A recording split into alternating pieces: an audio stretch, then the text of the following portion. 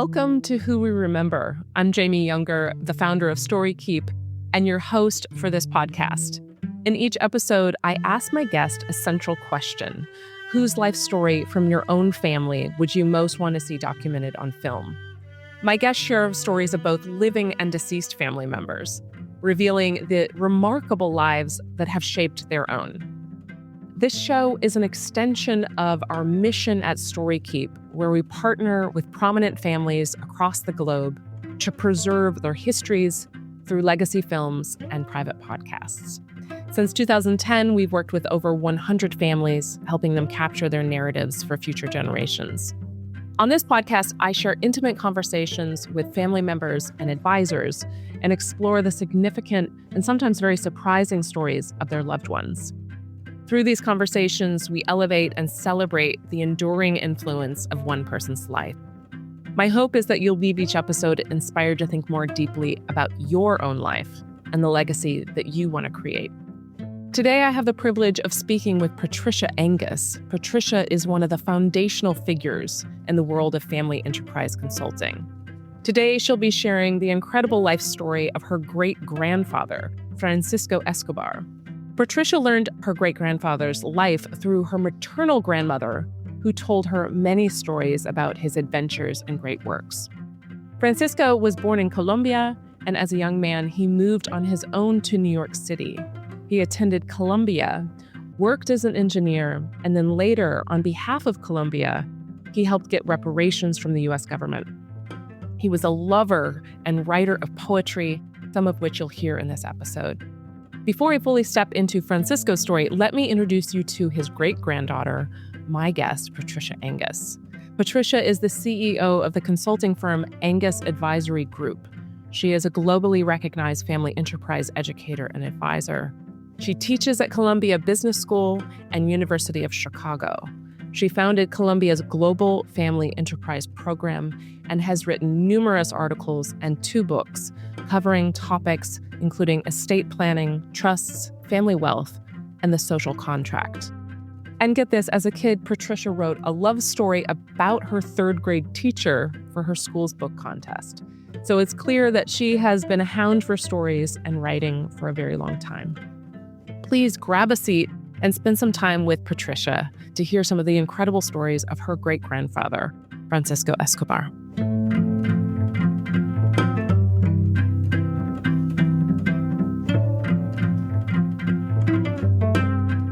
So, Patricia, it's such a delight to sit down and spend time with you today, speaking about your great-grandfather, who, assumedly, you haven't had the chance to meet.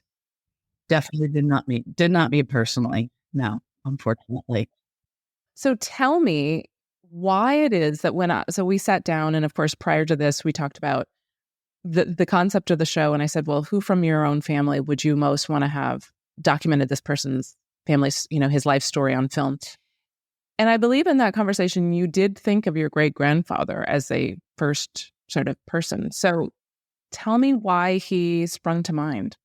I think it came immediately to mind. And I would say probably for myself and most of my family, he's the most interesting character. Not that we're not all interesting and we all have our lives that are meaningful and purposeful, but he led such a varied life. And I learned so much about him from my grandmother.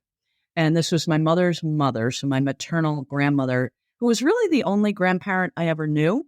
I had another grandmother who died when I was quite young, but the grandmother that I knew well, I think she died when I was in my 20s. So she was a great storyteller, a raconteur, and there were awesome stories about this great-grandfather, Francisco Escobar.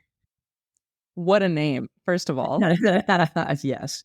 No relation to Pablo Escobar. Okay, let's just get that clear, right? Okay. And your grandmother, your maternal grandmother, what was her name, by the way? Francisca, of course.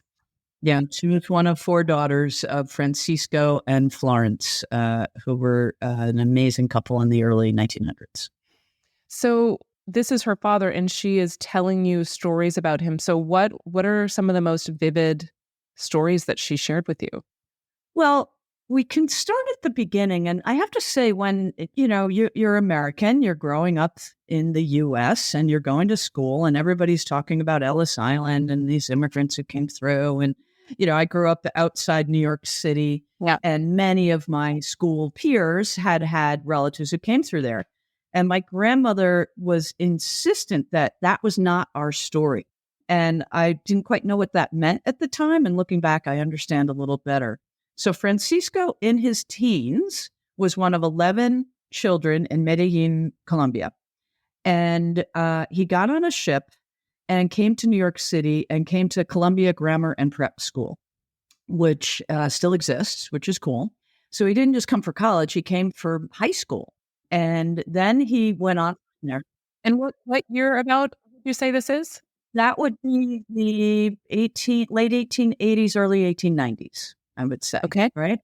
And so from there, he went to Columbia College of Mines, which was Columbia University precursor, name wise. It wasn't up on the regular campus now, but he became an engineer.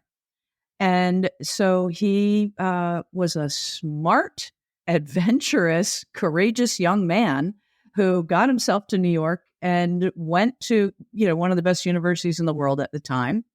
And, the reason I'm here and the reason that the cousins who I was with this weekend, which we can talk about, are here, is that he met one or two of his classmates whose last name was Joplin. And he got invited to go out to their home in Ohio for a holiday. I always think it's Thanksgiving, so it's sort of fun we're doing this right before Thanksgiving. So little Francisco goes out to Cleveland, Ohio, with his friend, Thomas or Reginald Joplin, I don't know which one, and he meets Florence. And that's the rest of the story. So Francisco marries Florence, and then they live in New York, and he has this amazing life after that. I have a stack of stuff here that my mom's cousin, my aunt, gave me right before she died. And there's some great newspaper articles, not just about him, but also about Florence. So on their wedding trip, they go back to Colombia, but they get shipwrecked in Aruba. And the article says, okay, the ship is stuck and everybody's freaking out and they're all throwing on their, life jackets. What are they going to do? And the whole point of the article is that Florence entertains everybody singing, and she won't even put on a life jacket because she's like, I'm going to be fine. We're all okay. So there's something about not just Francisco, but he chooses Florence, who was this strong British woman whose family had come over from England. And so the combination of the sort of Spanish from Colombia plus the English from Ohio, and both of them had this amazing spirit that's where the rest of us sort of came from in a way. Beautiful. And I think you shared with me that he wrote poetry. Was that when he was young and also older, or what? How did the poetry mix in? I still have a lot of work to do on this. And I was reading, he has this Epic of America, which I just found the original and the translation this morning. So poetry was just sort of a sidebar for him. So here it is. He wrote that in 1922. So he was not a young man by then. Yeah. This was the original version of it I think he wrote it in Spanish, but it's also translated into English. Can you read us a few lines? If I can find the English translation, give me a second. Here we are. I've got an English translation that my uncle, well, I call them uncle and aunt. They were, cousins of my mom, sent to my aunt. That family's daughter, who's my second cousin, I was at the wedding of her daughter this weekend. And sitting next to my second cousin, who looks a lot like Francisco. So the picture that I sent you, I'm sitting next to him thinking, oh my God, I'm next to Francisco. But let's see, you want a few lines. It's really the whole history of the founding of the Americas. The Greek philosophers have lit the minds of geographers. Already they investigate a new continent and the remains of lost Atlantis. The one that, wounded by Jupiter, with its enormous wealth, was swallowed by the sea, dwelling place of an arrogant people whose vices cost them their lives. That's the one the seafarer searches for, challenging the menacing seas with the invincible strength of an idea. On his lips he has a pious prayer, in his hand the cross and the astrolabe, and with them he completes the world. So that's just the beginning of the epic of. But that was only one minor thing that this man did, write poetry. Right. So what are the big pillars of his life story that you would want to have documented in a film? Sure. A film about him would be very interesting. So they go back to Colombia for their honeymoon and decide to come back to New York. And by the late 1800s, the early 1900s, he becomes consul general from Colombia to New York. So he's basically representing the interests of the Colombian business world. He's an engineer, so he has a private sector job and he has a public sector vocation and job as well. And in addition, arts and literature. So I'd say the pillars were really, engineering business, definitely a businessman, plus representing his country, plus having an arts and letters, what we would call a man of letters, kind of, right? The most interesting part about his being consul general is, if you know your history, in the early 1900s, a guy named Teddy Roosevelt, who I was raised to hate, who everyone in my classes was taught to love, had arranged for gunboats to be put outside of the country of Colombia around the time that they got to know the Panamanian sort of isthmus, and fostered a revolution, and basically within a day or very short period of time stole Panama from Colombia. So when you think of the Panama Canal, basically that was a plot of land that was part of Colombia that the U.S. took. This was the family lore, and I'm in class and I was like, Teddy Roosevelt's great. I'm like, no, he's not. So Francisco Escobar, as consul general, spent a lot of time trying to get reparations for Colombia. I've got lots of articles in the New York Times, letters that he wrote to Teddy Roosevelt and that were written back, sort of saying, you took the isthmus. And he wrote a book about that as well, like in his spare time. I don't know how he did all this.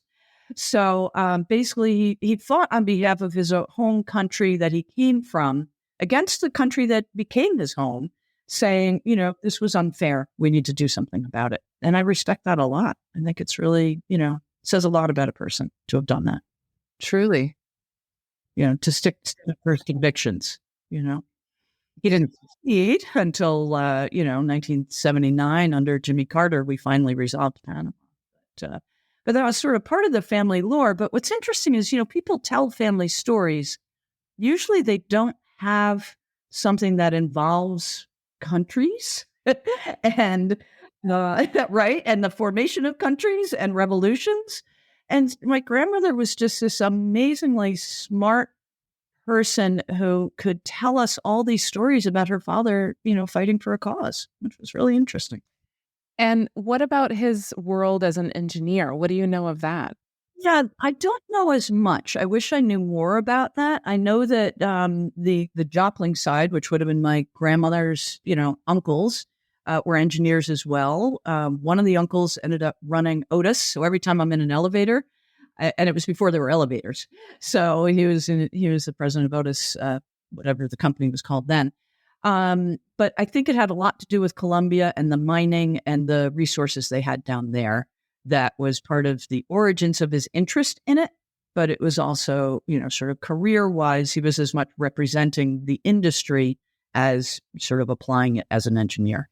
So one of the interesting things when we think about family members that are kind of long ago and multiple generations back is like they become these larger-than-life characters, which in a sense they are, but then they also are just people who had to put their pants on, one leg at a time. Yeah. And I'm curious, when you think about the opportunity, this real man who was flesh and bone to be able to capture him in film, either doing interviews and or just real scenes of him going about his day, what would you be most curious to truly ask him?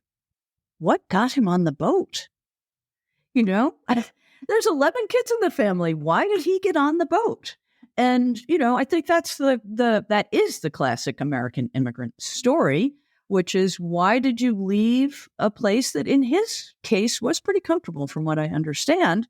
And what was that spark of interest and curiosity and adventure that led him to do something that, 99% of people would not have done? So I would love to know that. I would love to know what it was like to be in New York in the early 1900s. When the first time I saw Riverside Drive, because I ended up going to Columbia too, so the school. Yeah. So he graduates in 1898. And then my mom's cousin goes to Columbia College, probably like 1950s-ish, 40s, 50s, something like that. I end up there in the 80s, just sort of because. And the first time I saw Riverside Drive, I thought, I have to live here. I need to live here. And then I talked to my grandmother about it. And she says, well, that's where I was born in 1900. So they were living on Riverside Drive. I ended up finally living there in around 2003 or so. 2006, I think. So there was some thread of the choices he was making that were then impacting the choices I was making. And so I'm really curious, what were the challenges he had at the time? What was it like to go out to Ohio to this probably pretty stuffy English household and, be from a completely different culture? And what was that all about? One thing though, yes, I would love to have the opportunity to interview him. I'd love to have the opportunity to see him live in video, but he left a lot of writing. And so I've got this, stack right here. And this is what I got from my mom's cousin, not just articles about him, but his writings. And another story about 5 years ago, I went from London up to the town where I knew my grandmother's family had come from in England. And somehow just before it, one of my family members said, you have to get a copy of his diary before you go. Okay, fine. So I got a copy of his diary. And literally, I'm in a car with my friend driving over these hills, going to Chatsworth, which is this famous, whatever we call it, castle in England. And I'm reading his words from I forget what it was, 1909, 1910, about his trek across those same hills on horseback, going to visit this place that I was going. So yes, I would like to meet him and say, what was that experience like? But I have his writings. So that, I think, is something, when I think about the fact that I work with families for a career, document things and keep some record so people in the future can read your words in your own language, in your own words. And what's interesting with him is we have some in Spanish and some in English. Some he wrote in English and some he wrote in Spanish. And so it's more accessible to me in English, but it's also nice that he was still writing in his own language. Yeah. Yeah. I also want to know, why did he not go back? Why didn't they go back to Colombia? Why'd they stay here? Right? Yeah. All these decisions that it's hard to get the answers to. Yeah. Yeah. Yeah. Well, as you were telling this beautiful tale of you taking this trip in a car, I guess, and him on horseback, I would make the film where you were reading his words, and then sort of cutting back and forth, some kind of playful reenactment of that would be really something. Sure. To hear his words. I think having people's diaries and letters, we have worked with those quite a bit in the past. And my, beautiful vision, which has yet to happen yet, I'm looking forward to this, is family members reading their older family members' words, right? Being the narrator, because I think that that's such a beautiful thing. And I'm sure you would do a beautiful job at something like that. So to hear their words, your voice, because you've got the genes in you too. There's some connection there, just is. Yeah. And does the Colombian heritage trickle down through into your family and into your life, Patricia? Well, watch out when we get mad. But that was always a joke, And my grandmother also insisted that it was really Spanish. I don't know how long they had been in Colombia. I think it was like maybe a generation there before he came here. So they had really come from Spain originally, which was interesting too. I don't know whether the heritage, I have to say, when I got off the plane in Madrid for the first time, I felt like I was looking at relatives. It was really strange. Yesterday, sitting at the table next to or Saturdays next to my second cousin, and we have a picture now of 3 second cousins and me. We've got something the same, the Spanish eyes somehow that, I just literally Googled before we got on, and you only get 3.125% of the same DNA as your second cousins. But I could see it, So yes, something about the Spanish heritage, yeah. And frankly, I think it's partly because, I'm a big believer. Tell your children their stories. Tell your grandchildren the stories of your grandparents, because I wouldn't care as much if I hadn't sat with my grandmother so many hours hearing these stories. It wouldn't be the same to just watch it in the future. So I think I heard so much about Spanish and the English. My dad's side, I didn't hear as much about. And I wish, because that grandmother I didn't know, and that grandfather I never would have known.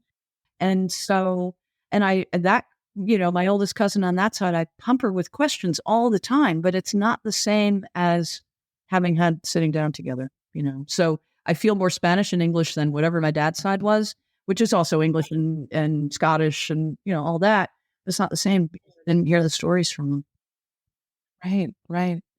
So with your grandmother, what kind of scene would you find yourself in when she would be telling you the stories? Like, how did you hang out with her?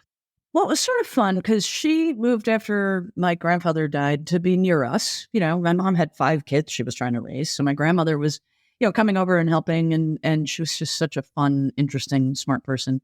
She spent the end of her life reading 3 books at a time, because one wasn't enough. Often I would go to her apartment, and that was sort of fun because I lived in a house and I was like, wow, an apartment is cool. And a lot of her stuff was around her from her family. And I have some of that. Just at my second cousin's yesterday, I saw the same prints of our great great grandparents' home in Ohio on her wall that I have, as well. And I've got stuff from that. But no, I would just hang out with my grandmother, just the 2 of us. And then at holidays or family gatherings or just after dinner, you just hear the stories, Yeah.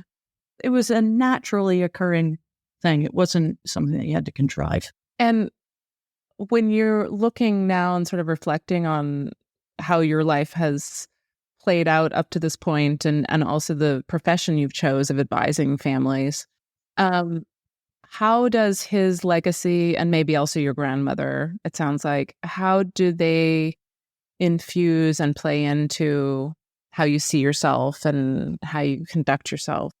I wish I could live a life that was as impactful, if that's a word, and meaningful as he lived.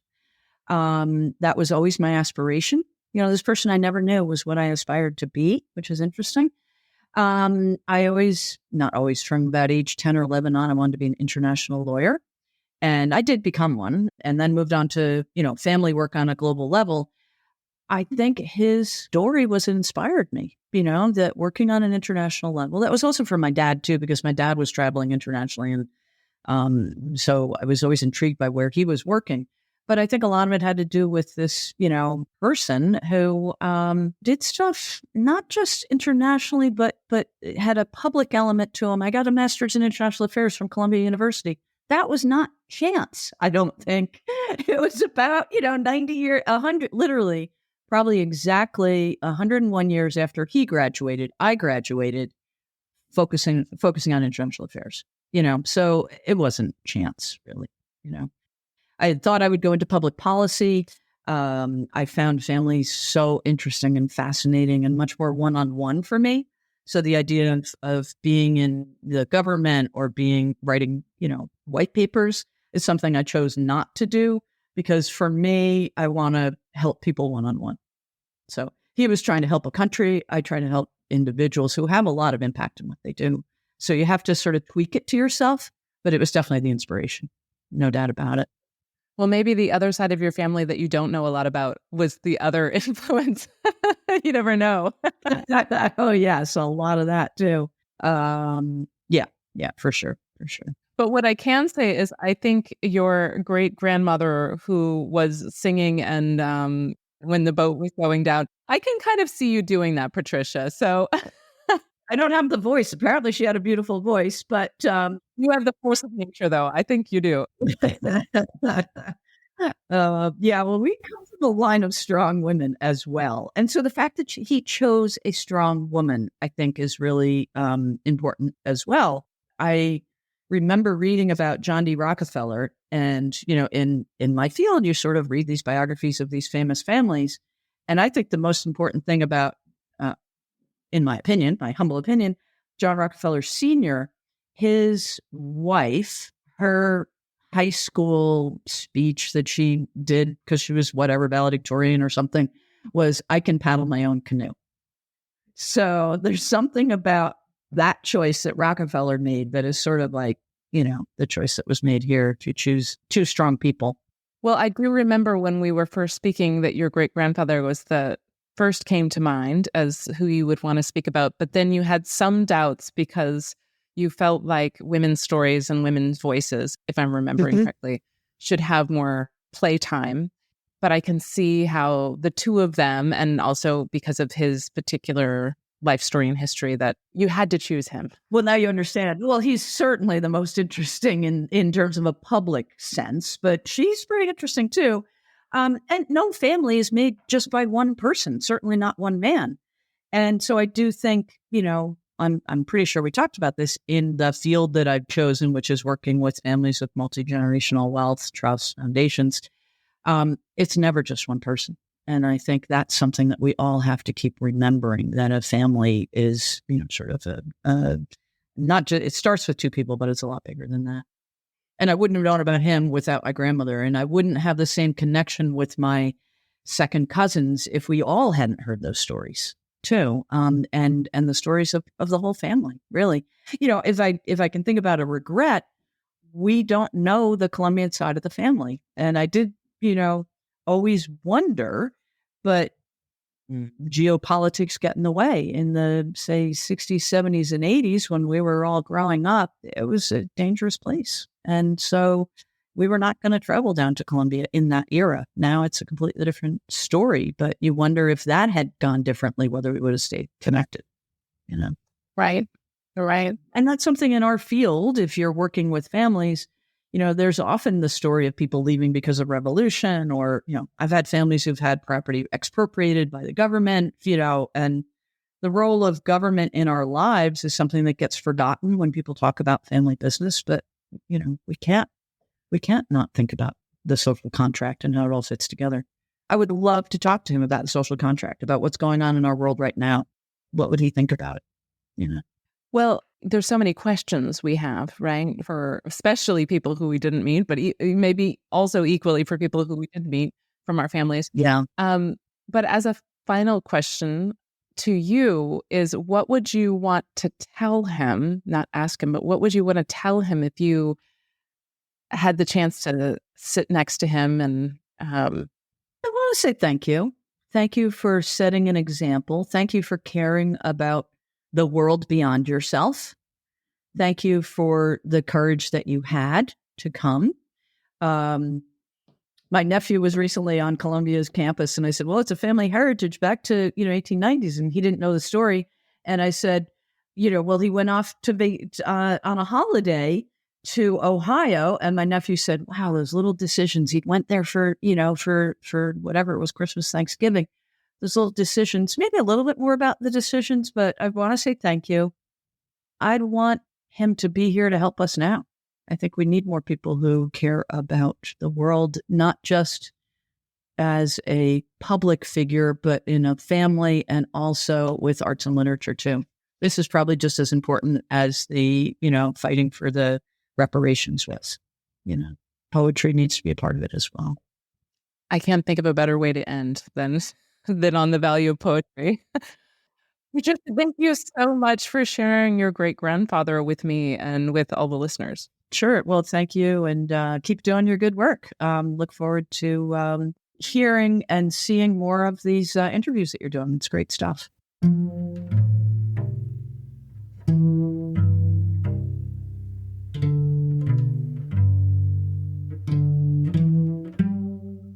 Thank you so much for listening to this episode of Who We Remember. You can see some great photos related to today's story, as well as find out more about our guests and their work. Just go to storykeep.com/podcast. Who We Remember is a production of StoryKeep. StoryKeep works with exceptional individuals and families to document their life stories and histories through film. You can learn more about our services at storykeep.com.